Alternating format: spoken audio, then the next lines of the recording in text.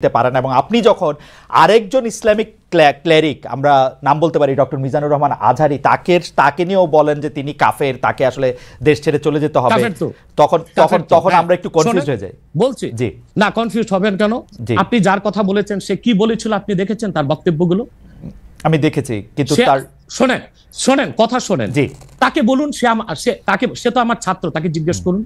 2007 সালে সে আমার থেকে সবক নিয়েছে দারুন রাজাত মাদ্রাসায়। আমি তার টিচার, আমি তার শিক্ষক, এবং তার শিক্ষকরাও আমাকে শিক্ষক মানে। অতএব সে যদি দেখুন, আপনাকে পিছন থেকেই বলতে হচ্ছে, আপনি সময় দিতে হবে আমাকে। আপনি কিন্তু বসে আছেন একা, আমার কিন্তু কয়েক হাজার লোক বসে আছে আমার অপেক্ষায়। একটা শিডিউল প্রোগ্রাম আমি রেখে বসেছি আপনার এখানে। যেহেতু আপনার মাধ্যমে আমার মেসেজটা আমি অনেকের কাছে পৌঁছাতে পারবো। আপনি যে ব্যক্তির নাম নিয়েছেন তাকে আপনি কি দিয়ে তাকে স্কলার বলবেন? লক্ষ লক্ষ লোক হলে স্কলার হয়? এটা কোনো কথা নয়। দ্বিতীয় কথা হচ্ছে সে মুফতি নয়, ফতুয়া দেবার অধিকার রাখে মুফতি। স্কলার হওয়া এক জিনিস, ওয়াইজ হওয়া এক জিনিস, মুফতি হওয়া আরেক জিনিস। আমার কথা হচ্ছে, আমি কি গ্র্যান্ড মুফতি বাংলাদেশে তা আমি বলছি না, এটা বলার অথরিটি আমার নেই, কিন্তু আমার ফতুয়াতে কলম বসাবার মতো 10টা মুফতি আপনি বের করে দেন। এখন অন্য মুফতিরা বলছে না কেন, সেটা একটা সাহসিকতার বিষয় আছে, সেটা আরো কোনো তাদের প্রতিবন্ধকতা থাকতে পারে। যেমন আপনি দেখেছেন আওয়ামী শাসনের সময় দেশের অনেক বড় বড় আলেম শেখ হাসিনার দালালি করেছে, তো তারা কি এমন কোন ফতোয়া দিবে যে সরকার বেকায়দায় পড়ে? এখন অনেক আলেম আছে যেটা বর্তমান সরকারের নির্লজ্জ সমর্থন করে যাচ্ছে, কিন্তু এই সরকার ক্ষমতা আসার পর থেকে আমি শরিয়ার কোরআন সুন্নাহর আলোকে যতটুকু সমালোচনা করা দরকার গঠনমূলক সমালোচনা করে যাচ্ছি। আর আমাদের মতো 2-4-10 জন যারা মিডিয়াতে আছে তারাই কিন্তু দেশের আলেম না। হাজার হাজার আলেম ওলামা পীর মাশায়েখ নীরবে নিভৃতে নির্জনে ইসলামের খেদমত করে যাচ্ছে, তাদের মতামতটাও দেখতে হবে। এখন যারা ফ্রন্টে চলে এসেছে, মিডিয়াতে চলে এসে সেলিব্রিটি হয়ে গেছে, তারাই কি বললো সেটা দেখার বিষয় না।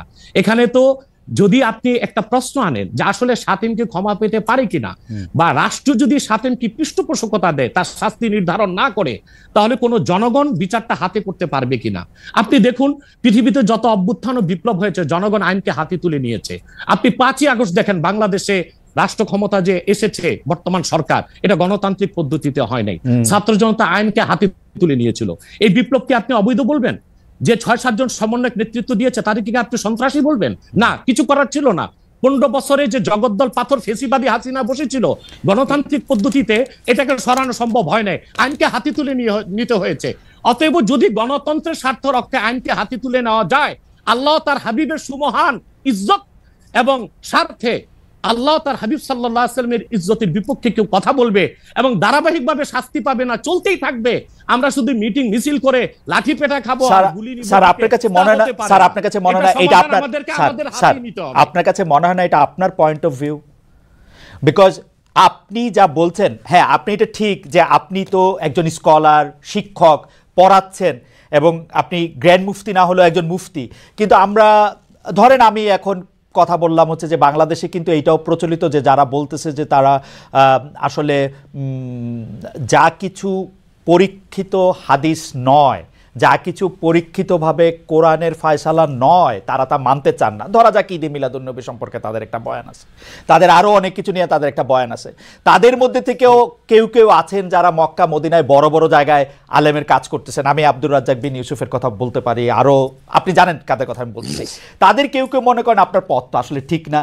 1, 2 হচ্ছে আপনি যার কথা যেভাবে বলতেছেন যে ধরেন মিজানুর রহমান আজহারি কি আসলে একজন স্কলার কিনা।